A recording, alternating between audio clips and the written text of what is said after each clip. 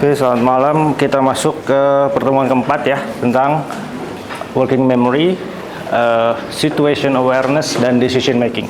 Jadi setelah attention yang minggu lalu itu, dia jadi semacam bahan bakar ya, atau fuel tank, tangki resource kognitif. Lalu tiga ini mungkin metafornya adalah mesin ya, mesin yang memproses informasi dalam konteks kerja, sistem, dan seterusnya. Jadi ada tiga bahasan besar ya, working memory, situational awareness, dan decision making. Oke, di pertemuan keempat, mungkin ini penghabisan untuk kognitif ya. Besok antropometri itu akan lebih ke fisik ya, antropometri, biomekanika, dan fisiologi kerja. Kita masih bicara tentang manusianya dari sisi kognitif. Tiga yang tadi saya sebutkan, working memory, situation awareness, dan decision making. Oke, kita ini sebenarnya lebih detail mungkin di psikologi kognitif atau mungkin psikologi umum ya, ada juga ya tentang memori. Saya akan buat ini lebih kontekstual atau lebih nanti ada implikasi engineeringnya seperti apa, dan sedikit mengulang tentu di kuliah seperti kognitif atau psikologi umum. Oke, kalau memori, kita kenal paling nggak 4 deh. Yang pertama kan sensory memory, short term memory, long term memory, dan ada istilahnya working memory. Working memory itu sebetulnya adalah short term memory yang lebih kompleks lah. Nanti kita bahas apa bedanya short term memory dan working memory. Tapi setidaknya Anda kenal 3+1, sensory, short term, dan long term memory. Jadi model apapun, memori itu ada di mana-mana. Seperti attention kemarin, yang dia memberikan bahan bakar kognitif ya, atau supply fuel kognitif itu, attention resource. Maka memori ada di mana-mana nih, ada sensory memory, first register, kemudian short term memory, long term memory. Ini pun sama modelnya, tapi dia dalam satu sistem yang disebut working memory. Ini lebih detail tentang working memory. Pada dasarnya dia adalah short term memory, kan sama seperti model ini. Karena modelnya Baddeley Hitch ini mengembangkan model Atkinson-Shiffrin yang ini. Dia lebih mendetailkan aja masalah working memory-nya, short term memory-nya. Yang dalam istilah dia adalah working memory. Oke, yang pertama adalah sensory memory. Jadi dia memori yang terasosiasi dengan indera kita, biasanya visual dan auditory. Jadi ceritanya kalau kita melihat informasi, stimulus seperti kemarin ya, jalan di Suhat gitu, melihat banyak stimulus, itu sebetulnya terregister sebagiannya gitu. Makanya kita masih bisa ingat sebagian, itu karena ada sensory memory. Dia huge capacity, kapasitasnya besar, tapi nggak bertahan lama. Karena nanti yang diproses lebih lanjut, yang akhirnya jadi ingatan adalah yang relevan aja gitu. Oke, coba perhatikan semua ke sini untuk slide berikutnya.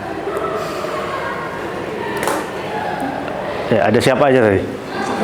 Pak Jokowi, oke. Siapa lagi? Menteri? Pak siapa?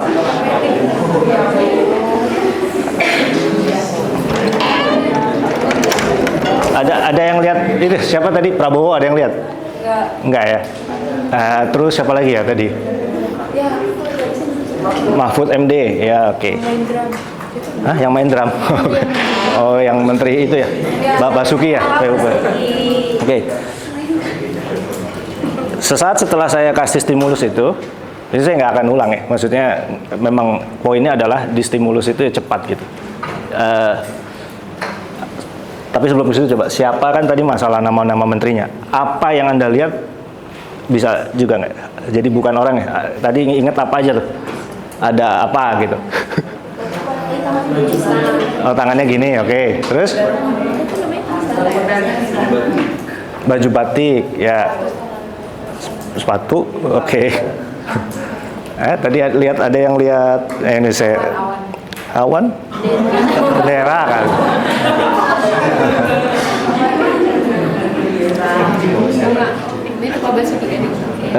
Sebenarnya nggak penting lah sebelah menterinya siapa aja. Poinnya adalah Anda akan mengingat masih ada ingatan sedikit gitu tentang stimulus yang tadi dikasih. Nah itu sensory memory. Jadi ide tentang sensory memory adalah kita bisa menangkap banyak informasi, tapi terbatas saja, yang nggak relevan hilang. Tadi yang jadi sentral perhatian pasti ya Pak Jokowi pastinya, ini menteri, kabinet, pemerintahan, ya, beliau ada di tengah-tengah juga dan mungkin itu yang paling dikenal dibanding yang lain. Nah itu yang teringat. Itu sensory memory.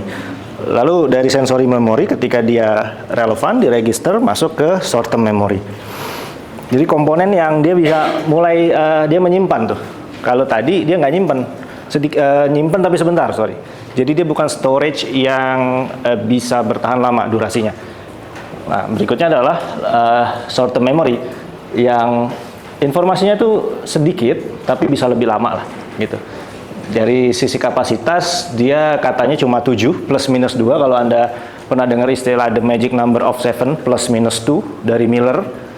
Jadi Anda katanya hanya bisa menyimpan 7, 5 plus minus 2 bagian informasi, chunks information gitu. Lebih dari itu nanti akan sulit untuk diingat gitu. Dan akan bertahan sampai beberapa detik saja kalau tidak diulang-ulang gitu ya. Dan dia akan ada encoding untuk memasukkan dia ke sistem memori, akustik, visual, semantik, dan taktil. Oke, coba Anda perhatikan nama ini saya random aja. Kemarin 2 minggu lalu lah saya dari Bandung naik kereta, kebetulan duduk di paling depan, ada papan informasi tentang kondekturnya yang bertugas. Coba nomor teleponnya Anda hafalkan ya. Berapa tadi tuh? 0812 loh? 8636, oke.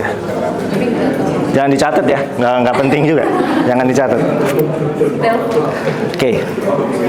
Ya ini contohnya encoding akustik ya. Jadi encoding kita mencoba untuk mengikat memori itu dengan akustik. Akustik itu maksudnya verbal. Jadi Anda kalau ngapalin ini kan, Anda kalau ngapal nomor telepon gitu kan, disebut diulang-ulang baik dalam hati, yaitu kan contoh akustik. 0821 3142 4040 ini nomor layanan akademik UB kalau nggak salah saya random aja tadi. Apalin? Bisa?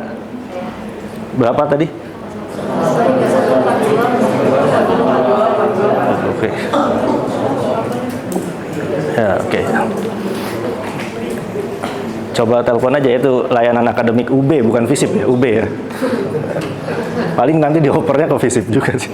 Biasanya gitu. Nah, encoding visual dia lebih ke ini.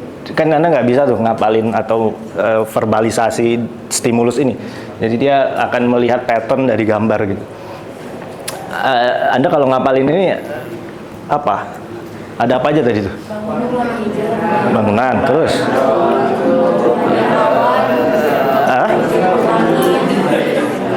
Tadi ada pattern orang-orang pakai baju apa aja?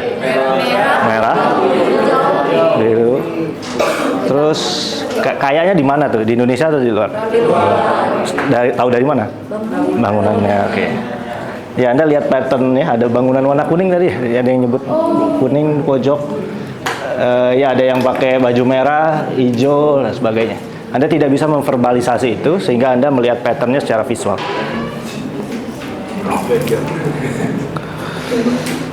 Berikutnya adalah encoding semantik. Dia verbal tapi lebih kompleks. Gimana Anda menghafal nama pelangi, warna pelangi?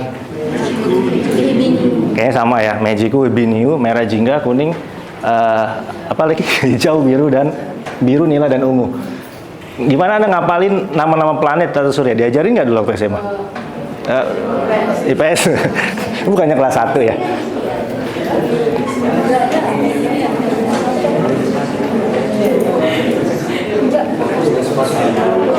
Ya, dulu di buku fisika SMA zaman saya itu ngapalinnya pakai ini ya. Dia bikin cerita ya. Saya masih ingat tuh sampai sekarang. Berarti dia terekam di long term memory saya. Mengendarai Vespa bukan mainan.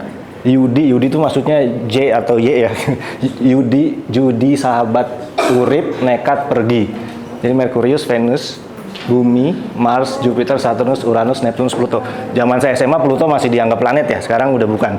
Udah dikeluarkan dari kartu keluarga tata surya gitu. Jadi dia nggak masuk planet. Kalau Anda yang dari IPA belajar kimia, ngapalin unsur, nah itu jadi masalah lagi tuh. Ini unsur paling kanan yang biru itu ketutup ya, biru kanan itu noble gas atau gas mulia.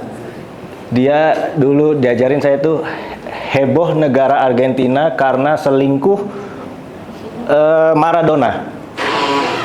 Helium, neon, argon, krypton, selingkuhnya xenon ya, selingkuh gitu. Radon itu Maradona maksudnya. Dia bikin seperti itu. Tapi macam-macam lah kalau ini ngapalinnya nggak sama. Nah, ini contoh encoding semantik gitu untuk mengikat memori ke long term memory yang lebih kuat gitu. Yang kayaknya seragam ya pelangi ya, Magico Hibinium. Dia masuk ke long term memory. Nah, ini final storage ya. Kalau multimodal dari store itu, multi store model, dia akan menyimpan informasi seumur hidup. Dia akan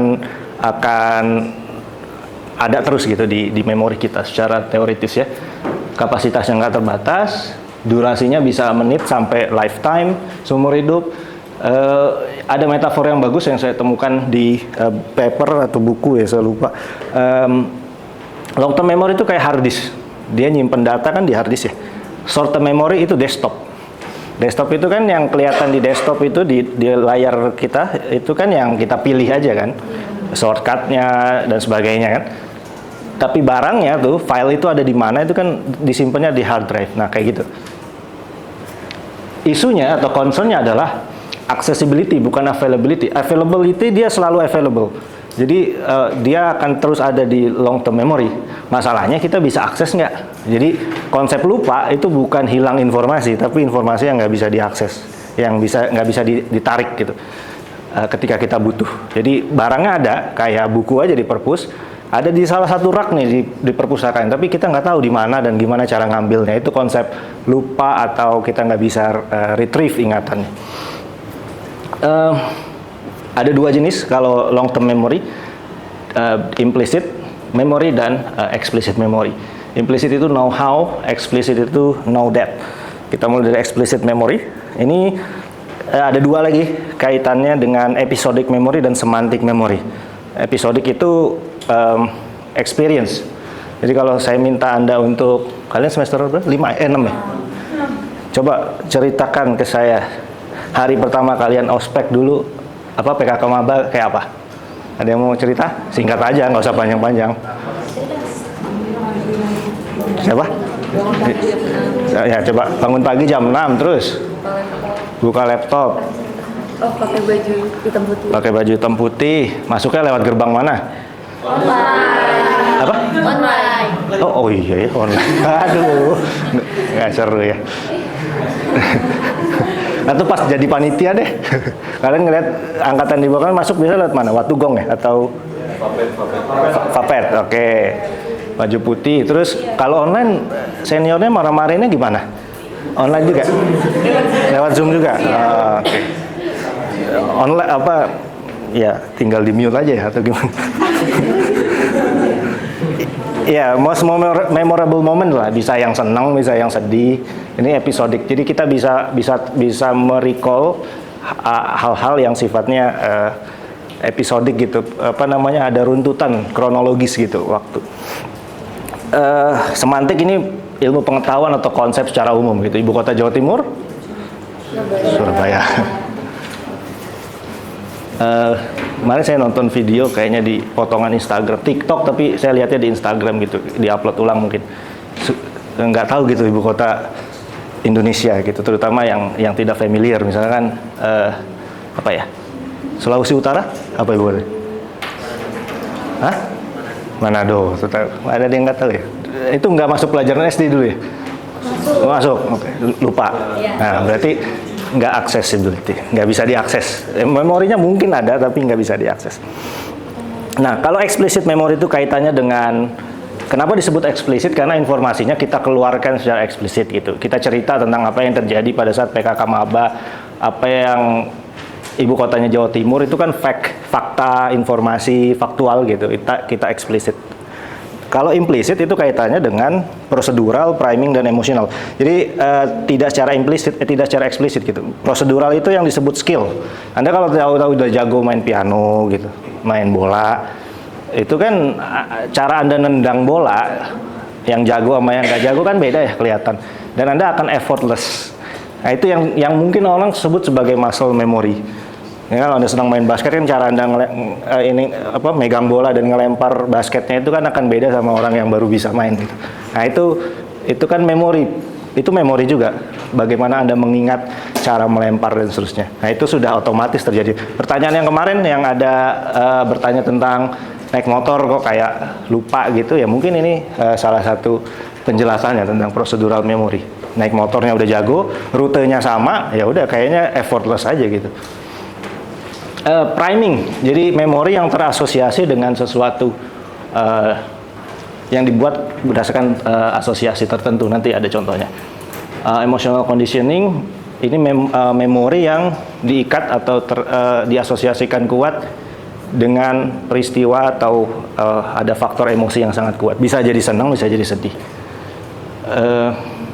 Dan responnya nanti juga akan otomatis gitu atau cepat gitu. Sesuai dengan asosiasi emosinya itu. Prosedural dan emosional ya contohnya ya. Ya kalau kalian mau praktekkan silakan lah. Intinya poinnya adalah kalau saya suruh kalian kirim pesan WA ke ayah ibu atau siapapun ya, Anda kan buka HP tuh ada kuncinya, mungkin pakai fingerprint atau pakai pattern gitu macam-macam, buka WA dan sebagainya, itu prosedural. Anda effortless kan tahu gitu caranya. WA ada di sebelah mana di HP Anda itu kan udah tahu. Poinnya di situ. Anda ngetik bahkan mungkin udah tahu juga kan A ada di sebelah kiri, mungkin kalau dua jari pakai jempol yang kiri dan sebagainya. Itu prosedural. Emotional conditioning contohnya kalau Anda dengar petir, kan ada tuh saya lihat beberapa orang yang responnya kalau ada kilatan cahaya, dia langsung gini. Nah itu respons emotional conditioning. Jadi kayak ini, karena belajar ya, kita mempelajari responnya seperti itu. Ini dua ya. Nah kalau priming, ini contohnya. Kira-kira ada 5 huruf, depannya M, tengahnya K. Makan. Oke, tapi kalau saya kasih informasi ini apa ya? Makam. Ya. Kenapa kok makam? Apa asosiasinya gitu? Ya itu ada makam juga kayaknya ya, tapi lebih kelihatan ya serem gitu ya. Serem diasosiasikan mungkin dengan setan, hantu, makam, gitu-gitulah ya. Pokoknya pada akhirnya makan.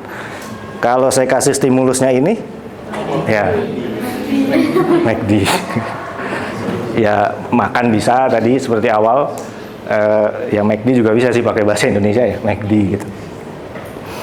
Ya itu priming ya, jadi ingatan yang diasosiasikan dengan satu stimulus tertentu. Ya working memory. Nah jadi itu tadi recap ya tentang short term, long term, dan sensory memory. Yang penting sebetulnya kalau dalam konteks psikologi kerakyasan atau sistem, ya interaksi manusia dan sistem, justru adalah working memory. Short term memory atau primary memory kalau istilahnya James, istilah awalnya sebelum dirubah jadi short term memory oleh Atkinson Shiffrin, kemudian Bedley Hitch bikin konsep terusan dari short term memory yang namanya working memory. Jadi dia kalau short term memory bedanya, dia cuma membahas itu sebagai tempat penyimpanan, toh sudah. Kalau working memory, tempat penyimpanan yang berfungsi apa? Ada fungsinya di situ. Jadi dia lebih dari sekedar tempat penyimpanan, tapi bagaimana dia bekerja. Nah, makanya itu disebut working memory. Jadi ini istilah saya sih yang bawah. Working memory adalah functional STM, functional short term memory. Short term memory yang punya fungsi, gitu, yang dia bekerja untuk mengolah informasi dalam konteks tertentu. Dalam hal ini ya manusia sebagai operator teknologi atau bagian dari sistem. Ini strukturnya dalam tanda petik ya. Jadi ada Visual Spatial Sketchpad, ini untuk stimulus, mengolah stimulus visual ataupun spasial gitu. Jadi kalau Anda nginget-nginget perjalanan Anda pulang sekarang, bayangin sekarang Anda naik motor atau mobil Anda keluar kampus sampai rumah, itu kan Anda merecall tuh. Informasinya kan spasial, keluar lewat mana, nanti di pertigaan mana belok ke kanan atau kiri atau nanti lurus dan seterusnya. Itu Visual Spatial Sketchpad. Phonological loop itu auditory. Tadi ngulang-ngulang nomor HP itu phonological loop. Persis kenapa disebut loop, karena diulang-ulang itu. Jadi Anda kan perlu menghafal itu ya diulang-ulang kan. 081 berapa gitu kan, seterusnya sampai hafal. Episodic buffer ini tambahan memori, sebetulnya lebih mengkoordinasi antara long term memory dengan central executive. Ini perhatian yang mengolah atau mengelola, mengendalikan perhatian ada di sini. Ini bentuknya, terus kalau fungsinya di otak ada di bagian-bagian ini. Central executive ada di depan, di prefrontal cortex. Attention controller di sini, parietal lobe itu episodic buffer. Terus yang sebelah pinggir ini Broca and Winkles, ini phonological loop karena ya dekat dengan ini fungsi auditory kan di sini. Di belakang ini Visual Spatial Sketchpad ya, karena memang fungsi visual spasial ada di belakang sini. Itu bagian-bagiannya. Oke, dalam konteks kerja yang beneran sistem kompleks, ini ada beberapa contoh ya. Jadi saya kasih 3 video yang mungkin akan kalian make sense tuh kenapa working memory itu penting. Kita mulai dari sini ya. Ini ATC, sebetulnya ATC kan yang ngatur lalu lintas udara, cuma ini agak beda karena ini ATC di Bandara Palu, Mutiara, Sulawesi Tengah, yang sesaat setelah gempa. Jadi pas gempa kan hancur tuh menaranya, radarnya rusak, tapi pesawat tetap terbang ke situ terutama untuk ngasih bantuan. Jadi dia bikin tenda dan dia nggak dibantu radar, biasanya kan pakai radar tuh. Nah dia harus melalui ingatan. Dan dia sambil nyatet, sambil nginget juga, Anda bisa lihat kompleksitasnya. Akan saya putarkan sebagian. Sebentar.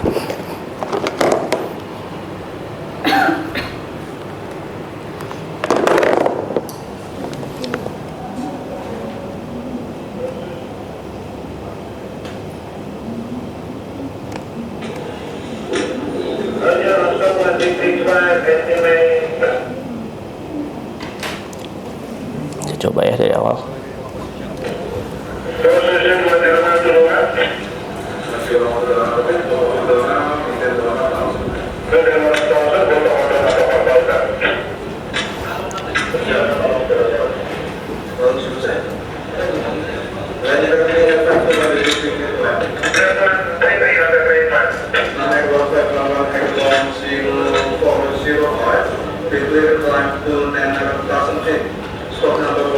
Jadi pola komunikasi ATC sama pilot itu dia harus read back istilahnya, dia harus membaca ulang apa yang disampaikan, informasinya. Jadi nggak boleh dia kasih perintah terus gitu doang, nggak boleh.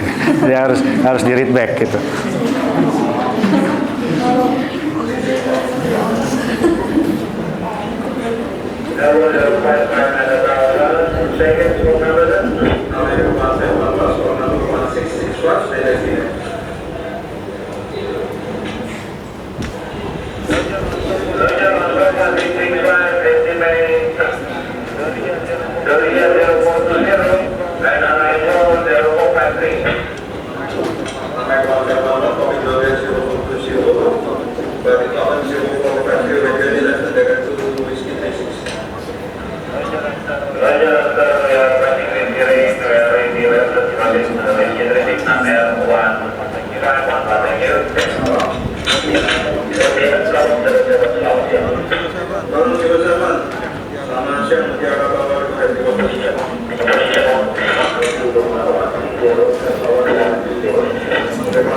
Jadi karena dia nggak dibantu radar, dia harus inget tuh position, makanya dia minta report position terus, posisi, dan dia harus bayangkan ini bar-bar itu ini pesawat-pesawat yang lagi antri yang lagi dia kendalikan. Dan nanti selengkapnya di inilah ya. Jadi dia harus berpikir 3 dimensi kan, ketinggiannya berapa, posisinya di mana dan seterusnya. Ini gajinya gede loh, lumayan. bisa startingnya tuh bisa di belasan juta startingnya. Dan dia terima semua jurusan, jadi siapa tahu kalian ada banting setir ke sini bisa juga. ATC ya. Sekarang dikelola oleh salah satu BUMN ya. Tapi ya gitu, kerjanya nge-rap ya, jadi ngomong instruksi gitu. Oke, yang kedua itu di bidang perkereta apian. Oke, ya. Jadi mereka itu read back, salah satunya adalah untuk exercise working memory-nya gitu. Apa perintah dari ATC, kemudian kan nggak boleh salah tuh. Climb and maintain 11.000 maksudnya naik ke ketinggian 11.000, ya dia harus ulang. Supaya si ATC-nya juga tahu, oh, saya udah ngasih perintah yang benar, tadi 11.000, dia nangkepnya benar, 11.000 naik, dan dia akan laksanakan ke situ. Jadi dia saling membantu karena working memory-nya sangat-sangat bekerja keras di sini. Kalau di perkereta apian dia pakai modelnya tunjuk sebut, jadi tunjuk dan sebut, pointing and calling. Nanti kalau lagi jalan dia akan kelihatan.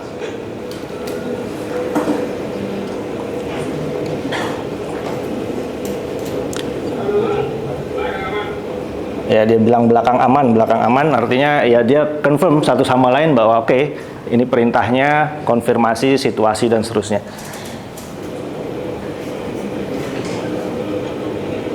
Ya ini yang saya bilang ya, deadman pedal kalau nggak salah, yang kalau di kereta ini yang merah ini kalau nggak salah, jadi yang harus dia bukan pedal bentuknya tapi pencetan. Ini CC206 yang baru tuh, yang palanya 2 depan belakang. Ini yang lokomotif paling baru.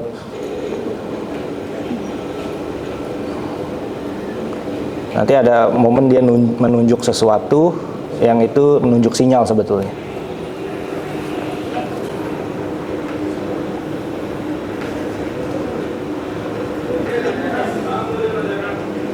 Ya, dia modelnya begitu dia cara kerjanya. Karena supaya nggak salah, supaya dia confirm stimulusnya apa, perintahnya apa, responnya bagaimana, itu harus tepat. Ya nanti lengkapnya kalau Anda senang kereta, lihatnya 2,5 jam sendiri itu ya silakan. Saya sih enggak ya. Nah ini kalau Anda suka rally ya, nah ini Anda tahu kan kalau rally itu dia pakai navigator ya di sebelah kiri. Jadi dia kan sangat cepat ya, sehingga dia perlu dibantu oleh navigator yang hafal atau sudah survei jalannya, rutenya gitu. Nah ini agak seru nih, kayaknya nanti bisa full deh. Muara Bungo, Jambi. Ada yang dari Jambi? Ini PMBKM Jambi kemarin ada.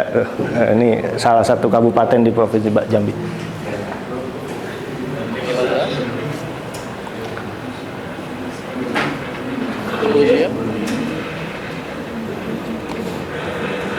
Lima, empat, tiga, dua, satu, go. Satu segini lah. Satu saya perlu gizi karena 5 item langsung jam. Karena 5 item langsung jam. Ini 5 over. Langsung jam. Bukan 3 meter over. Ini perlu jam. 3 meter over. 50 jam.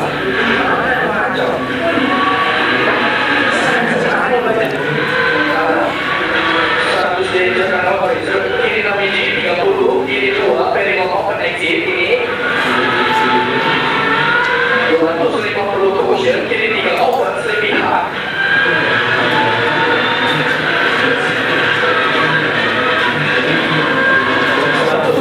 Easy karena 2 open. Jadi cukup easy ya.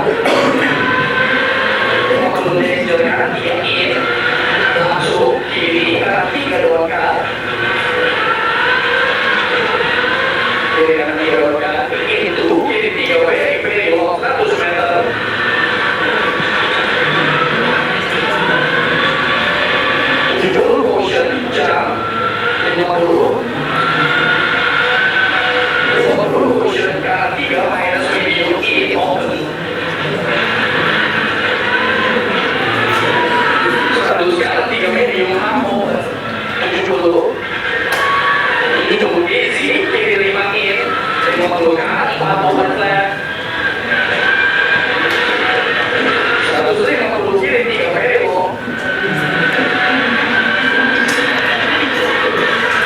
ini yang ngerti mereka aja lah ya pokoknya.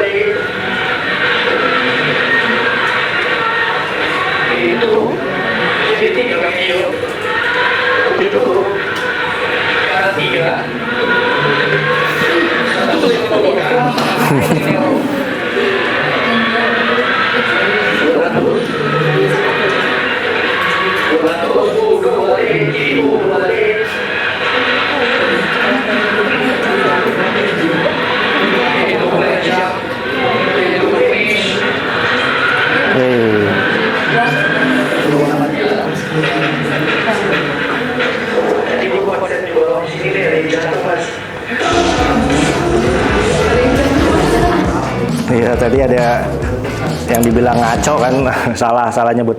Jadi kalau rally itu drivernya udah nggak lihat depan lagi gitu. Maksudnya bukan nggak lihat depan dalam artian untuk recognize lagi depan tuh kiri akan ada belokan apa. Dia udah semuanya ngandelin navigator.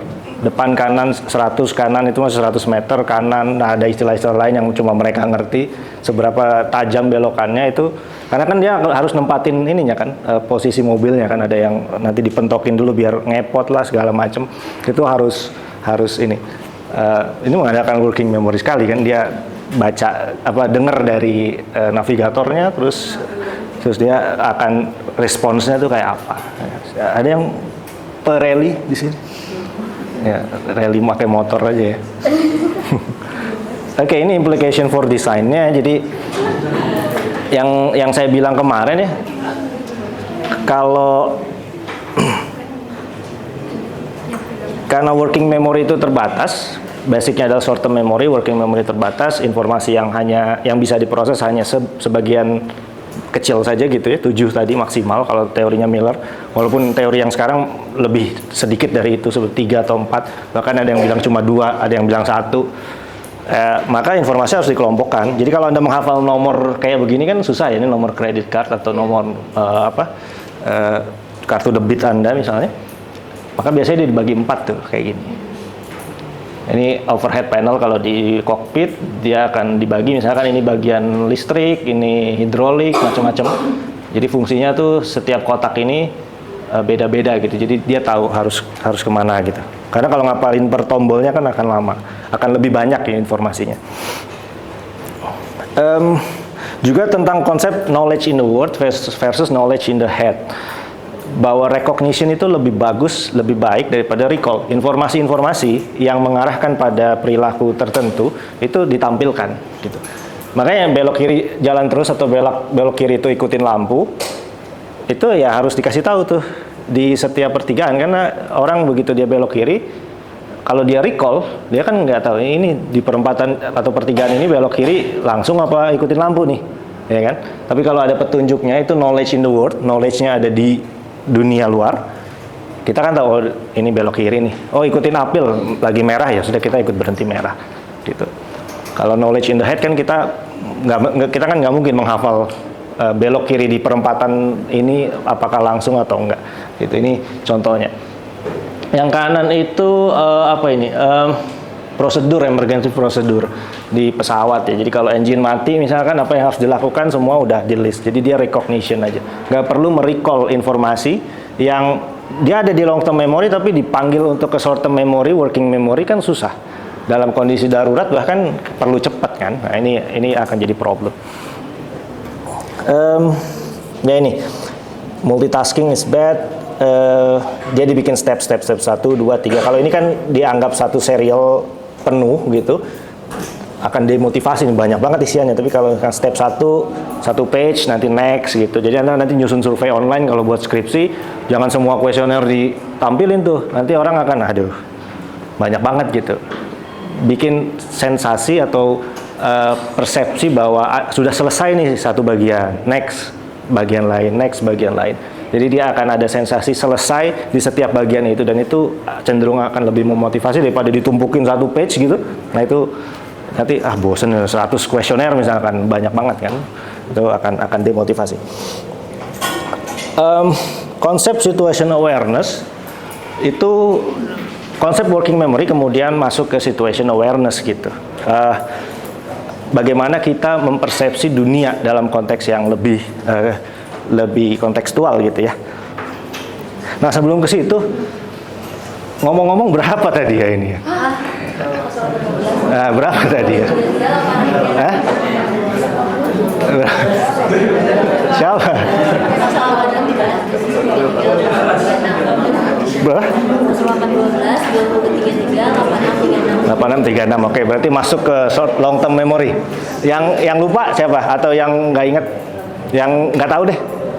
Ya udah berarti hilang deh. Dia short term memory, tidak relevan, tidak di rehearsal, ya udah lupa. Namanya siapa namanya? Nama lebih gampang lah ya karena satu huruf. Ya ini selingan aja ya, karena sejak slide ini tadi kayaknya udah lewat mungkin sekitar 5 menitan lebih, 10 menit. Ya sebagian dari kalian kehilangan informasi ini. So ini short term memory yang hilang gitu informasinya. Oke, situation awareness ini konteks yang lebih terapan ya, lebih applied. Dia knowing what is going on around you. Jadi kita tahu apa yang terjadi di sekitar kita dalam 3 hal.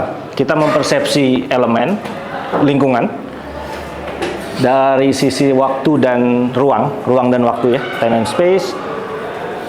Kita paham apa maknanya informasi itu, dan kita bisa memproyeksi near future-nya, prediksi kedepannya itu sedikit apa yang akan terjadi gitu dalam rentang waktu kedepannya yang tapi nggak terlalu lama gitu.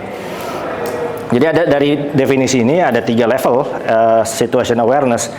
Yang pertama perception, kita bisa mengidentifikasi apa itu stimulusnya.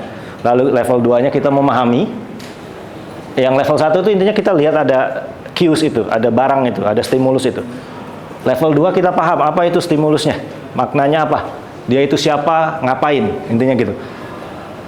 Projectionnya adalah dia mau ngapain, dia akan melakukan apa gitu dalam konteks ruang dan waktu. Jadi kalau misalkan Anda naik motor, terus Anda lihat ada orang di sebelah kiri melangkahkan kakinya turun dari trotoar, pada level 1, oh ada orang nih. Level 2, Anda comprehension dengan gerakan dia turun dari trotoar, celingak-celinguk, dia mau nyebrang. Level 2, proyeksinya, oh dia mau nyebrang, dia akan bergerak ke memotong jalan kita. Nah ini situation awareness, jadi pada 3 level, persepsi, comprehension, dan projection. Jadi kalau Anda lihat orang yang di sini, kalau Anda ini keluar dari jalan apa nih? Pokoknya yang Semanggi ya, pokoknya sebelah ini deh, saya ngambilnya sebelah warung steak itu kalau nggak salah, WS itu. Ini Suhat belok kiri. Kalau ketemu bapak ini yang di tengah, kalau nggak salah nih yang jaga ibu-ibu biasanya tuh. Ada yang ibu-ibu juga tuh, seingat saya. Anda tahu tuh ada orang, itu level 1. Terus dia pakaian kayak begitu, supel tas ya, sukarelawan pengatur lalu lintas. Tukang pengatur lalu lintas lah. Tukang parkir gitu atau apa ogah ya istilahnya. Polisi cepek kalau di Jakarta dibilang. Apa yang dilakukan, dia mengatur lalu lintas, dan mungkin Anda bisa proyeksikan kalau dia bergerak nggak kemana-mana gitu, dia di tengah aja gitu, dia bukan seorang yang mungkin akan menghalangi jalan Anda. Implication for design-nya kita yaitu salient. Mobil-mobil sekarang tuh udah ada ini tuh, yang kalau misalkan ada kendaraan di samping kiri atau kanan yang nggak kelihatan di cermin, blind spot, itu ada tanda ininya. Tit-tit gitu, kayak merah atau kuning segitiga kebalik, kayak pokoknya lampu-lampu kayak gitu, menandakan nggak kelihatan di cermin kan, suka ada blind spot tuh di sisi cermin. Mungkin dia ada di sisi sebelah sini, kalau belakang malah kelihatan, tapi dia udah dekat mobil kita, tidak kelihatan di mirror, ditambahin itu. Information itu fits mental model. Ini comprehension. Contoh paling bagus tuh ini. Jadi di pesawat, ini namanya primary flight display. Kenapa ini biru, kenapa ini coklat? Karena dia ingin mencocokkan dengan representasi mentalnya pilot. Biru itu apa? Langit ya. Jadi kalau misalkan ini, kayak sayap pesawat ini, ada di posisi kayak begini, pesawat lagi apa? Naik apa turun? Lagi naik. Karena dia ada di posisi biru, langit. Oh, ini pesawat naik. Karena di atas itu kan apalagi gelap, malam-malam, itu sensasi 3 dimensi kita kan hilang. Nah, dia harus tahu. Jadi kalau misalkan ini ada di bawah, berarti pesawat lagi posisi nukik gitu, turun. Jadi makanya dia nggak pakai warna pink atau apa, karena nggak ada representasi apa-apa gitu. Khusus untuk yang dua ini ya, apa istilahnya, horizontal positionnya dia. Pesawat ini horizontal ya, kaitannya dengan naik turun. Posisi lateralnya. Apalagi ya, ya yang kanan misalkan jarum yang putih ini vertical speed. Kalau dia lagi ke bawah gini ya, dia berarti kecepatannya lagi sedikit turun gitu, vertical speednya. Atau yang bawah ini kompas. Kalau misalkan dia muter ke kanan ya berarti lagi belok ke kanan gitu deh. Pokoknya ada internal representationnya gitu. Nggak saya tampilkan, saya ada baca paper dulu, profesor saya nulis paper, dia ingin menguji coba mengganti spion mobil dengan kamera. Kan ada tuh di mobil-mobil sekarang ya, dulu waktu tahun 2014 dia udah nulis itu. Jadi di posisi spion yang sekarang itu diganti kamera. Nah sekarang yang jadi masalah, monitornya itu lebih cocok ditaruh di mana? Apakah di kanan kirinya dashboard? Jadi ini setir, kanan kiri, ya kanan kirinya tetap, tapi posisinya kanan kiri, atau kanan di sini, dan di sebelah kiri juga tapi bagian dalam. Kenapa begitu? Karena kebiasaan kan, udah internal representation orang nyetir mobil itu, dia kalau mau tengok kiri, itu bergerak tuh, dia lihat kiri kan. Nah sekarang diganti kamera, layarnya di sini nih, lihat sini, loh nggak ada apa-apa kan. Itu dia coba uji tuh, mana yang lebih efektif gitu. Kalau nggak salah, yang seperti itu, sama yang agak ke tengah gitu. Pokoknya yang jadi masalah itu yang kiri. Yang kiri itu mana yang lebih optimum? Apakah persis di dekat posisi yang lama tapi bagian dalam, ngerti kan ya? Kebayangin ya. Bagian dalam dekat AC itu, lubang-lubang AC itu kalau mobil kiri, atau di tengah, persis di tengah gitu. Atau ya disandingkan kanan kiri itu kayak di apa? Speedometernya gitu. Itu untuk mengakomodasi internal representation kita gitu. Nah ini di pesawat juga, jadi ya ada sistem namanya traffic collision. Jadi pesawat itu kan nggak pakai spionnya, jadi dia nggak bisa lihat kanan kiri atas bawah depan belakang. Kalau ada pesawat yang ada di satu level, satu ketinggian dan arahnya berlawanan, dia akan ada peringatan di sistem TCAS namanya, Traffic Collision Avoidance System. Nanti dikasih tahu nih, kalau kuning ini tandanya pesawatnya mendekati Anda di ketinggian yang sama. Kalau merah ketinggian hampir sama. Kalau merah di ketinggian yang sama dan udah deket banget. Kalau biru aman gitu. Jadi ya biasa, merah itu kan kadang dipersepsi untuk yang darurat, yang emergency kan.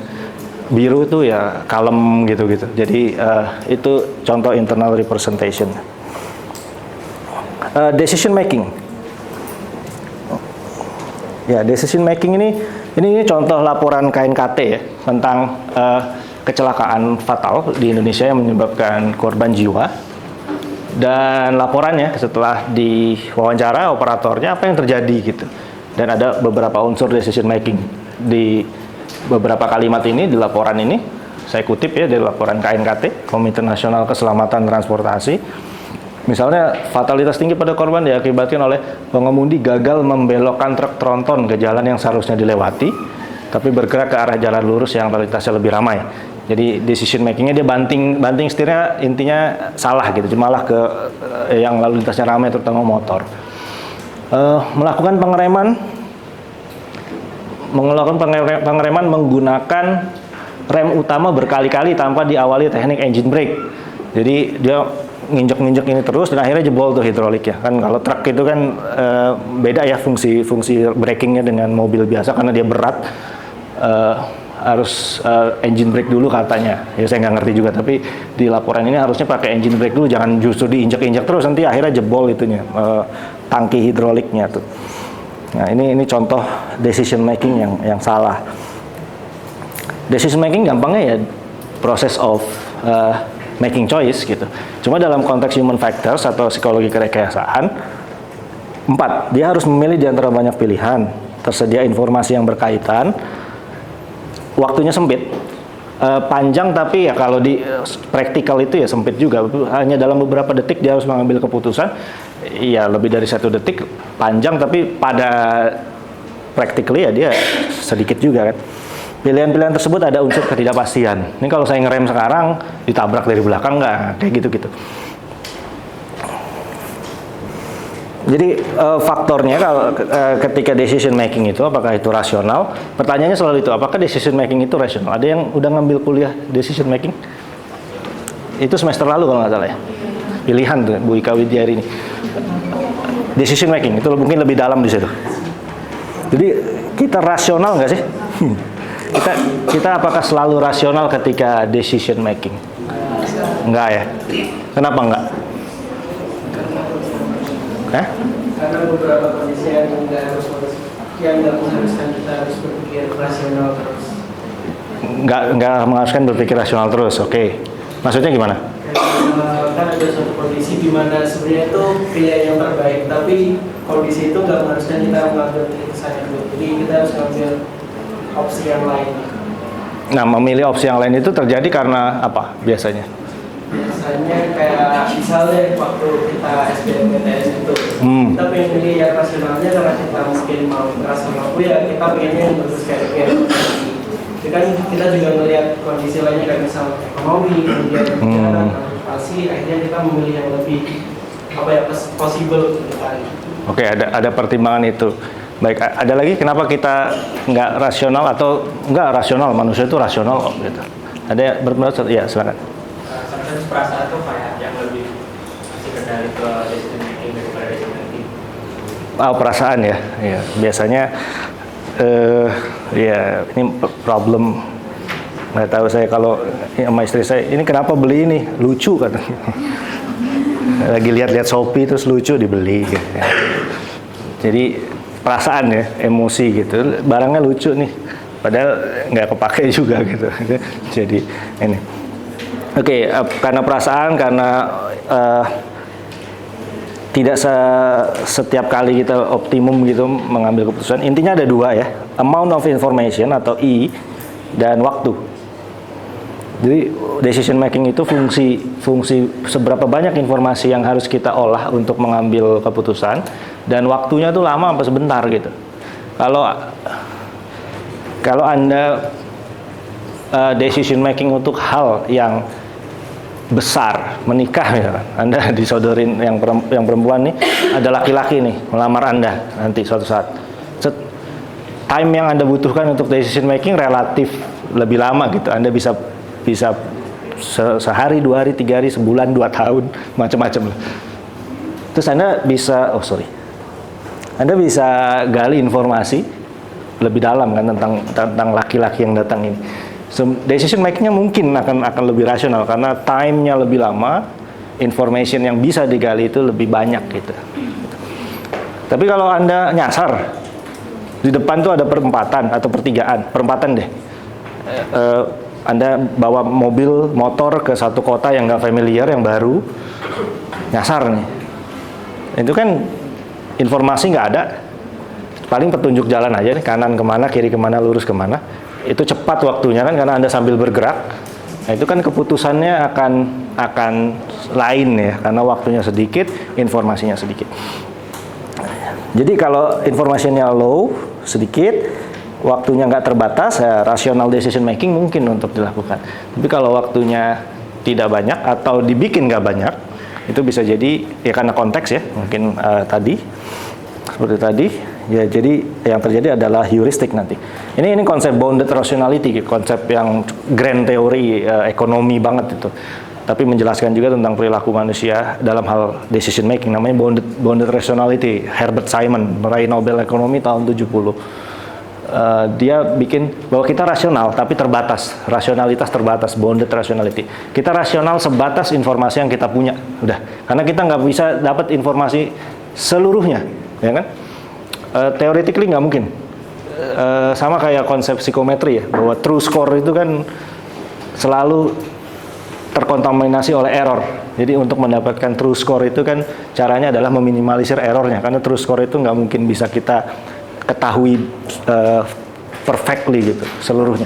Sama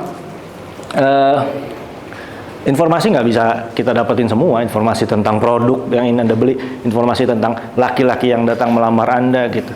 Jadi bounded rationality. Nah kalau misalkan kejadiannya adalah waktunya informasinya sedikit atau informasinya terlalu banyak tapi waktunya sedikit, maka yang terjadi adalah kita memanfaatkan shortcut kognitif yang disebut heuristik. Ini model decision making yang secara umum bahwa ada cue, stimulus, ada selective attention di situ, lalu kita coba dari long term memory hipotesiskan pilihan-pilihan yang mungkin, dan nanti akhirnya jadi outcome atau action. Ya, kita mau belanja apa nih? Kita mau beli ini di Indomaret atau di Alfamart. Indomaret lagi diskon, Alfamart ada tukang parkirnya, macam-macam kan, itu informasi tuh. Akhirnya kita memutuskan yang mana. Nah, ada yang disebut heuristik ya, mental shortcut yang untuk mensimplifikasi problem dan menghindari overload kognitif. Ingat ya, otak itu didesain untuk survive, menghemat energi. Jadi dia mengembangkan apa yang disebut heuristik. Cepat tapi bisa jadi nggak akurat. Jadi optimum, quick decision, tapi belum tentu optimum decision. Jadi bisa bias dan mispersepsi. Ya, di setiap tahap ini terjadi itu attention limitation, ya kan? Inattention, jadi cue-nya nggak semua kita perhatikan sehingga akhirnya jadi bias. Kita memutuskan berdasarkan informasi yang kita dapetin duluan atau di akhir. Jadi nggak keseluruhan. Ada istilahnya cue primacy and saliency. Jadi petunjuk atau stimulus yang cenderung kita lihat itu yang awal, yang baru datang, atau nanti yang di akhir-akhir tuh. Gitu. Makanya katanya yang paling diingat dari suatu sesi perkuliahan itu di awal atau di akhir menjelang berakhir. Jadi di tengah-tengah lupa semua katanya. Nah, ini contoh cue primacy and saliency. Hypothesis generation limited, ada availability heuristic dan representativeness heuristic. Ingat nggak? Availability heuristics, representativeness heuristic. Itu heuristik yang membuat kita mengambil informasi yang paling gampang diakses dan paling represent gitu, paling sesuai dengan kita. Jadi misalkan pesawat itu contohnya ya, kalau di teks-teks buku psikologi sosial tuh pasti kecelakaan pesawat itu jauh lebih rendah daripada moda transportasi lain. Motor itu setiap hari ada yang kecelakaan. Di Indonesia 3-4 orang meninggal setiap jam kecelakaan motor. Setiap jam 3-4 orang. Saya lagi ada di grup riset transportasi sama ada orang ITB, UI segala macam. Bahkan ada grup video kecelakaan gitu. Isinya polisi terus beberapa ahli, saya nggak dimasukin situ, saya nolak, nggak mau, itu isinya gambar-gambar serem semua.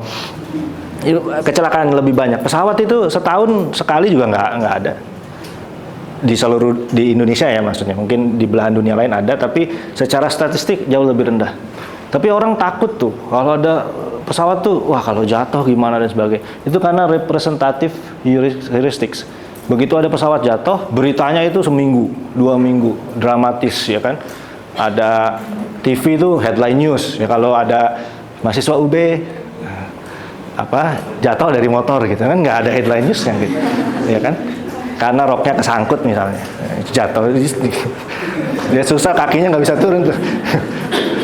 Sama kalau saya ke masjid pakai sarung tuh suka nyangkut, tahu ya goyang gitu. Either saya paksain jatuh atau sarungnya robek, udah gitu aja. Itu pilihan. Nggak ada berita tentang itu. Tapi pesawat kecelakaan, wah itu headline news berkali-kali. Bahkan TV berita itu akan recall atau menyiarkan berita itu langsung. Dramatis ya. Semuanya ada aspek dramanya juga. Dulu waktu kecelakaan Lion Air, saya ingat ada yang sampai salah satu penumpangnya yang terlambat naik, akhirnya jadi selamat. Nah, itu diwawancara. Ada yang katanya mau menikah atau gimana, itu keluarganya disamperin dan seterusnya. Jadi aspek-aspek dramanya itu banyak, sehingga ya udah kita terpapar itu terus, dan akhirnya pesawat itu nggak aman gitu. Padahal kecelakaan pesawat secara statistik itu paling rendah di antara seluruh moda transportasi. Apalagi road transport, mobil, motor, itu udah setiap hari itu kecelakaan. dan dia pembunuh nomor 2 setelah stroke. Jadi penyebab kematian dunia terbanyak nomor 2 itu setelah stroke itu adalah kecelakaan road ya, darat, motor atau mobil. Di sini ada heuristic availability, ada confirmation bias atau cognitive fixation. Jadi confirmation bias contohnya ya. Jadi kita cenderung akan mencari informasi yang sesuai dengan preconception kita. Kita tahu atau kita punya preconception bahwa pesawat itu nggak aman karena bahaya, kalau jatuh hancur langsung meninggal misalnya. Ya Anda akan cenderung cari-cari ke situ gitu, bubbling gitu. Informasi yang mendukung kepercayaan Anda awal gitu. Nah itu contohnya. Ya. Nah ini model Rasmussen tentang decision making. Jadi ada 3 ya, SRK, skill, rule, and knowledge. Skill itu yang tadi otomatis, yang udah jadi autopilot lah, muscle memory. Jadi kita ada sensori, Anda ketemu sensori input, langsung nggak perlu lama-lama, langsung ada action. Jadi jalurnya ke sini. Ini yang udah otomatis. Lalu kalau rule based, ini perlu recognition sebentar, diasosiasikan dengan apa yang ada di long term memory, kita recall. Tapi yang lebih simple.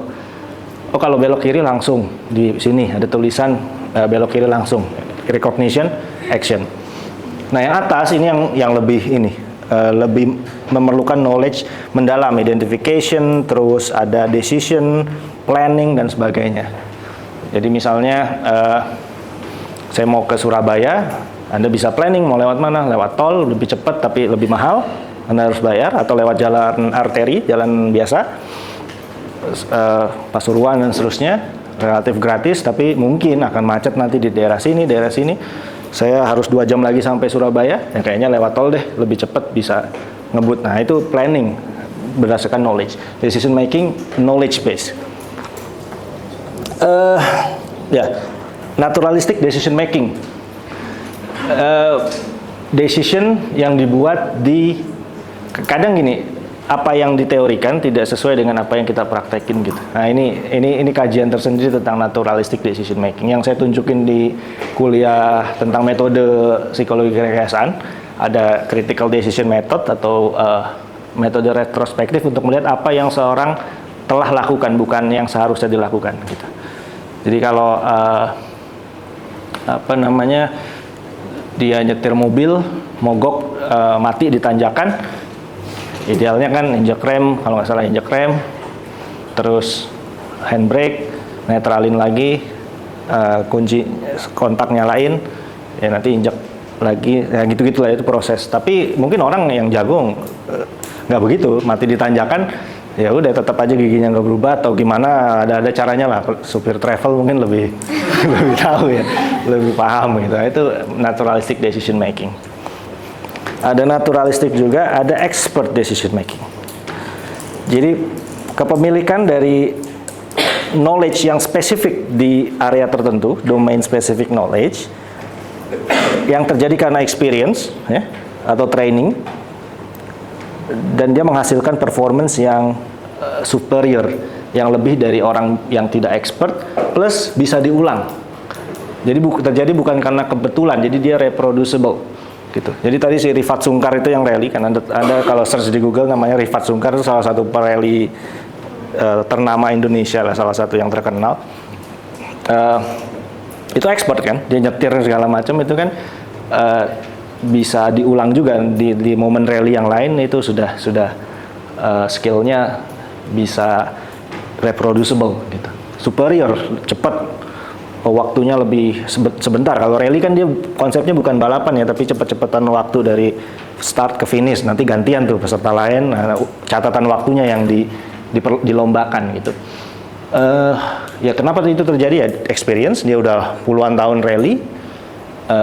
Dan training juga pastinya, latihan.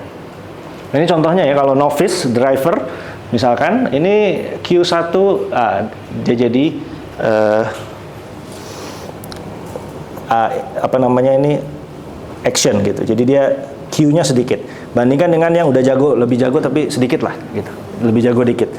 lebih banyak aja cues-nya yang bisa dia tangkap sebagai satu bahan informasi untuk memutuskan. Nah, bedanya dengan expert, dia bisa menyambungkan cues-cues itu gitu. Ini paling gampang gini deh, kalau Anda macet di apa sih? Kalau belakangnya pertanian itu jalan apa namanya? Sardo itu loh, Sardo apa? Wijaya? Gajayana. Oke ya, jalan Gajayana gitu. Misalkan Anda pengen ke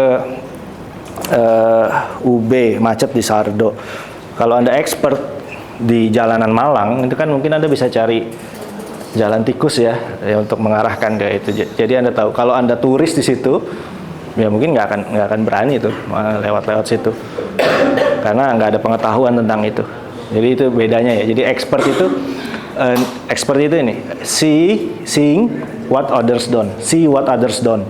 Dia melihat apa yang orang lain nggak lihat. Karena pengalaman itu, expert. Ini bedanya ya dengan expert. Pas pemilu itu saya nulis di koran, ini promo dikit ya. Anda bisa baca, nanti saya kasih di Brown ya. Tentang kita nggak rasional sebagai pemilih. Jadi saya berargumentasi kalau kita nggak rasional sebagai pemilih. Ya saya rasakan sendiri, buktinya kenapa saya milih Komeng tuh. Saya kan di Jawa Barat kan, dapil saya milih di Bekasi, jadi dapilnya Jawa Barat, DPD-nya Jawa Barat, yang salah satu yang muncul kan Komeng. Pas lihat-lihat ada foto bapak ini ya sudah tanpa ragu aja dicoblos.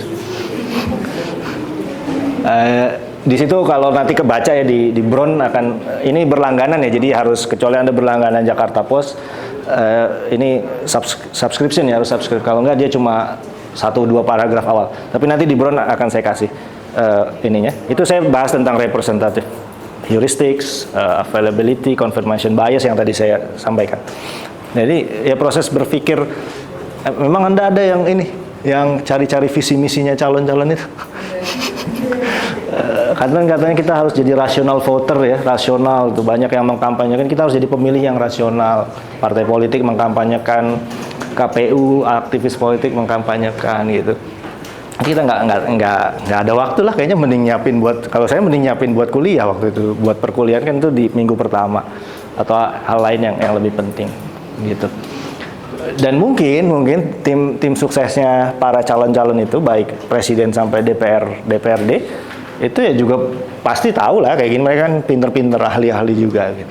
Makanya gimmick-gimmick masing-masing capres kan punya tuh, yang mungkin itu bisa diasosiasikan dengan potensi untuk dipilih ya, ketimbang ngasih visi misi. Saya baca tuh, coba visi misinya nomor 1, 2, 3 itu kan ada PDF-nya tuh semua. Ya saya cuma cari ada nggak yang ini dosen, ada ternyata dosen gajinya dinaikkan, itu ada tuh di 2 calon. Yang satunya guru, cuma secara umum aja. Yang 2 calon itu lebih detail lah tentang guru dan dosen.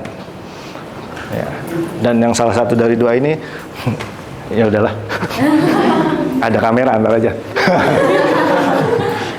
So ya kita nggak rasional bahwa terutama kayaknya ya ini hipotesis DPD kan Anda bingung, DPD aja nggak tahu apaan kan, kayak taunya anggota DPR ya karena mungkin lebih kedengeran, tapi DPD apaan gitu.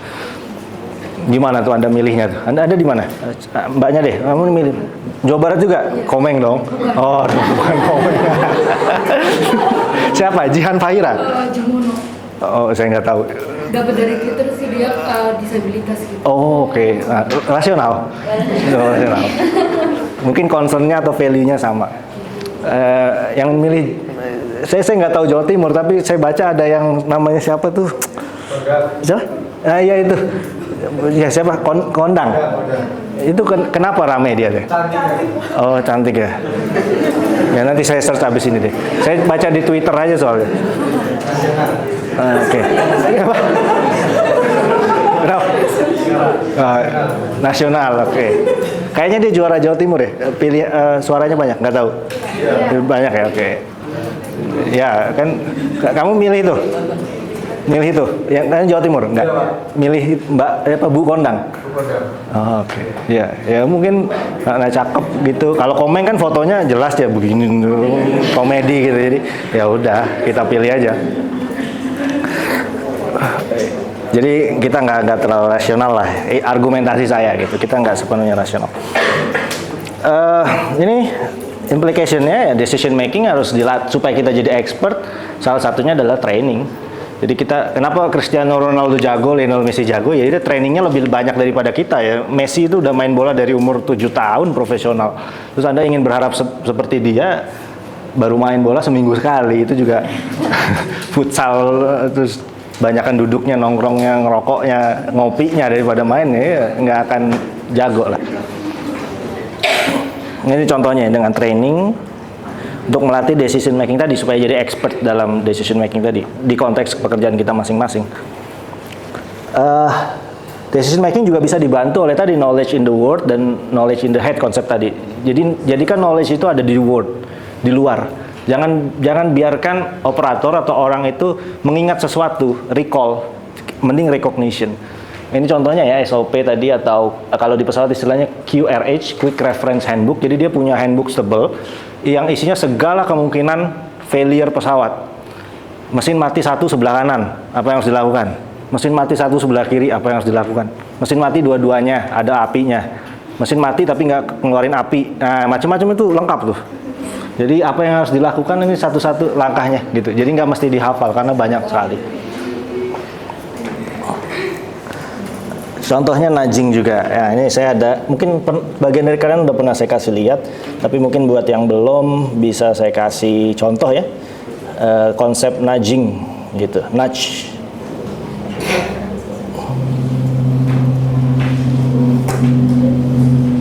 Salah satu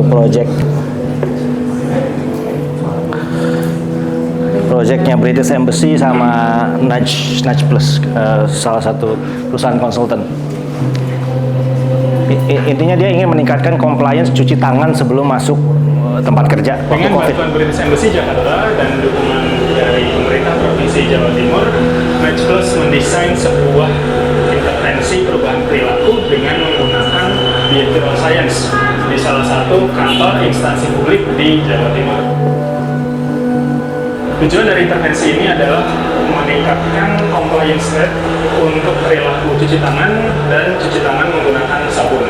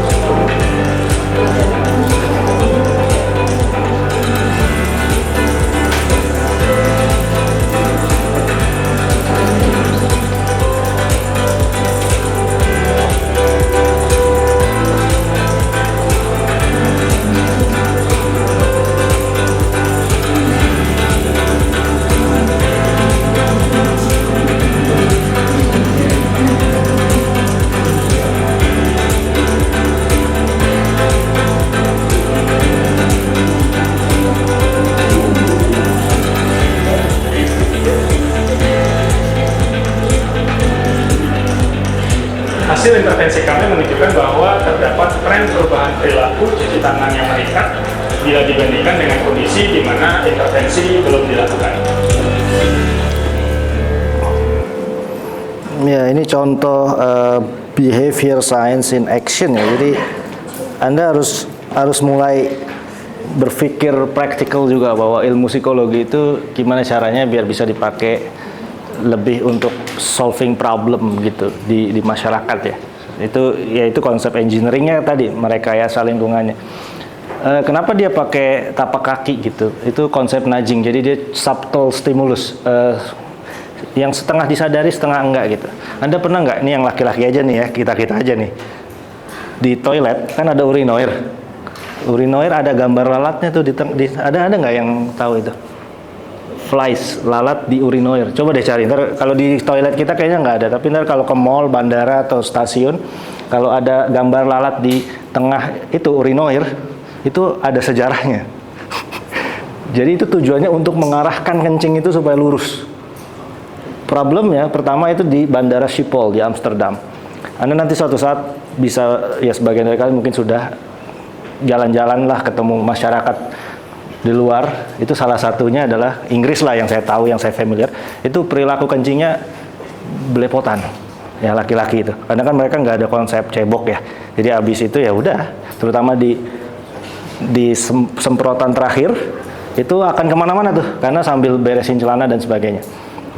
Sorry ya kalau terlalu too much information, tapi konsepnya itu, kencing bleber kemana-mana, operasional cost-nya meningkat. Kalau di bandara atau public facility gitu kan cleaning service-nya itu setiap saat bersihin tuh, karena kan dia harus bersih terus. Jadi kalau semakin sering belepotan, cost-nya tinggi. Kenapa cost-nya tinggi? Ya sabunnya, buat ini ngepelnya kan pakai sabun pel gitu. Itu mahal loh itu. Kan saya pernah jadi cleaner, saya tahu tuh dibatasin tuh, jangan makainya tuh jangan banyak-banyak dan seterusnya, karena itu cost yang tinggi juga. Kalau ketahuan kok ini habis nih di sectionnya si Ridwan kerja nih kok seminggu bisa 10 botol misalkan. Apa yang terjadi? Karena kan ada auditnya gitu. Itu cost-nya tinggi. Lalu gimana tuh supaya orang kencingnya lurus? Kan kalau Anda kasih training nggak mungkin dong. Ini kan yang make, pertama secara teknikal nggak mungkin. Kenapa? Karena yang make bandara itu kan orang yang bukan penduduk tetap lah. Artinya mereka cuma buat singgah, terbang atau baru datang dan seterusnya. Kalau dikasih poster himbauan agar kencing yang lurus, kan susah bacanya. Maka ada intervensi nudge itu. Dia dikasih stiker lalat. Dan compliance rate-nya itu 85% loh. Jadi dia bisa menurunkan spillage, beleberan kencing itu, sampai 85%. Yang itu cost operasionalnya jadi turun juga gitu. Jadi lalat itu akan dalam tanda petik menghipnotis orang supaya mengarahkan itunya lurus. Jadi dia main-mainin akan ke lalat itu kan, gitu. Akhirnya spillage-nya rendah. Tuh bayangin sampai sedetail itu. Dan itu operational cost jadi menurun. Dan akhirnya itu jadi standar beberapa pabrikan toilet ya. Toto, American Standard tuh beberapa mereknya tuh ada, beberapa produknya tuh ada lalat ya situ. Jadi kalau nanti kalian ketemu, terutama yang laki-laki ya mungkin yang lebih relevan, itu ada sejarahnya tuh, ada psikologinya tuh di balik kencing itu tuh, di balik urinoir itu. Ini ada paper tadi itu mereka ditulis laporannya di sini, Anda bisa baca. Saya kasih juga nanti di Brown, saya upload. Kayaknya mereka nggak bisa publish, jadi cuma working paper aja karena sponsornya mungkin nggak mengizinkan itu untuk dipublish. Ini paper Nature, dia ingin meningkatkan compliance orang supaya buang sampah itu sesuai dengan jenisnya, waste sorting istilahnya, memilih dan memilah sampah, mana plastik, mana organik, mana baterai, gitu-gitulah. Awalnya dikasih ini papan informasi, lalu perlakuan 2 dikasih mata di atas papan informasi, lalu yang ketiga itu dicoba mata doang gitu. Nanti Anda baca hasilnya treatment ini yang 2 dan 3 ini, enggak baca, sorry. Treatment yang 2 yang ada mata dan poster plus yang mata doang, ini meningkatkan compliance dia dalam sorting sampah. Kenapa mata? Karena dia mengasosiasikan dengan surveillance, diawasi, diliatin gitu, memberi sensasi untuk lihat. Ini studi yang cukup ini sampai publishnya di jurnal Nature lagi. Jadi sesimpel kayaknya aneh ya, cuma stiker mata doang, tapi behavioral science-nya, psikologinya tuh kuat banget di belakang ini. Jadi ada sensasi surveillance, sensasi diawasi. Anda harus milih nih, memilah sampah nih, plastik sebelah sini, bekas makanan sebelah sini, gitu. Dengan poster mata itu, jadi dia akan apa ya, dalam tanda petik ya, bahasa sayanya dalam tanda petik terhipnotis untuk mengarahkan ke situ. Saya tuh penasaran nih, mungkin nanti aja kalian udah mau lulus ya. Misalkan meningkatkan compliance atau meningkatkan usage tangga deh, ketimbang naik lift, kan katanya supaya sehat tuh naik tangga. Bisa nggak tuh pakai kaki-kaki gitu tadi, stiker-stiker itu dari pintu gedung B arahin ke situ. Orang akan naik tangga nggak minimal untuk mereka yang katakanlah tujuannya 2-3 lantai lah. Kalau sampai lantai 7 mungkin agak susah ya, tapi maksudnya yang tujuannya dia ke lantai 7 ya mungkin mereka akan pilih lift gitu. Tapi kalau yang 2-3 lantai, apakah itu akan mengarahkan dia untuk lebih memilih tangga atau tetap pakai lift gitu. Konsepnya sama tuh kayak cuci tangan, tapi untuk konteks yang lain gitu. Ya mungkin aja bisa aja tuh intervensinya kayak gitu. Contohnya. Oke, minggu depan itu antropometri, biomekanik, dan fisiologi kerja. Ini aspek fisiknya. Ada yang mau ditanyakan? Working memory, situation awareness, dan decision making. Ada yang mau ditanyakan? Oke, kalau nggak ada, kita sudahi. Oh ada, nggak lihat, sorry. Saya mau nanya tadi bagian yang ini apa ya, kayaknya yang masih memori yang multitasking is bad. Jadi yang Google Form yang kuesioner satu soal satu halaman gitu. Bukan satu soal, ya tadi ya gambarnya ya. Oke. Iya, itu apa jadinya lebih efisien secara waktu atau tapi bukannya jadinya nggak efisien ya secara waktu itu sih mungkin itu gimana tadi aku tuh menanggapi lebih ke apa namanya mungkin tadi dilihatnya sebagai buat mengurangi bias gitu ya Pak. Untuk mengurangi demotivasi sih lebih kayak itu. Mungkin kalau secara waktu pengerjaan atau effort ada tambah sedikit karena dia harus klik next misalnya. Tapi dugaan saya itu atau mungkin dari teori yang tadi ya, dia bisa karena dia memecah tugas itu, dia ada sensasi achievement, selesai satu bagian, yuk lanjut lagi ke bagian berikutnya. Dia ketimbang misalkan dia exhausted dengan list banyak banget gitu, yang tidak dibagi-bagi jadi perbagian akan capek. Dibaginya kayak perbagian. Misalnya pertanyaan tentang demografis dulu, nama, alamat, jenis kelamin. Atau kalau kuesioner psikologi kan biasanya dibagi per dimensi atau per aspek, itu bisa juga dibagi-bagi gitu. Jadi ketimbang semuanya. Atau kalau survei macam-macam itu bisa dibagi-bagi bagiannya. Karena kalau di list banyak gitu capek gitu orang. Ini kapan selesainya gitu. Tapi mungkin kalau 3 pertanyaan per pertanyaan yang ini, terima kasih, silakan lanjutkan ke bagian berikutnya. Jadi itu kalau kalian pernah dengar istilah gamification, cari deh gamification. Jadi membuat satu sequence kegiatan itu seperti main game. Main game itu kan ada stage-nya ya, level 1, level 2 sampai raja terakhir. Segala macam. Jadi segala kegiatan itu atau sequence usaha, effort itu dibikin. Kenapa main game itu dalam tanda petik addicted? Karena prinsip gamification itu ya makanya diambil dari situ. Selesai level 1 kita akan menghadapi level 2 yang kita nggak tahu dan itu kan memotivasi tuh. Level 2 selesai dengan tingkat kesulitan yang tinggi, 3, 4 dan seterusnya gitu. Jadi prinsip itu yang kurang lebih sama dipakai gitu. Jadi game yang pakai Gamification coba dicari, itu psikologi banget dan terapan juga gitu. Banyak dipakai tuh. Kalau Anda, saya nggak tahu ya, kalau saya ikut kayak program lari gitu di apps Garmin misalkan yang saya pakai, itu ada tuh prinsip-prinsip gamification. Misalkan setelah lari 100 kilo per minggu misalkan atau per waktu tertentu dapat medali, dapat medals, ya bohong-bohongan aja di sini. Selamat Anda adalah pelari bla bla bla gitu. Jadi ada sensasi achievement di situ. Yang tujuannya sebetulnya merekayasa kita aja gitu, tapi mempertahankan kita supaya tetap semangat gitu, nggak quit dari pelatihan itu. Karena kan itu lama tuh, misalnya latihannya 6 bulan programnya. Ya dia tentu harus supaya selesai kan, selalu termotivasi gitu.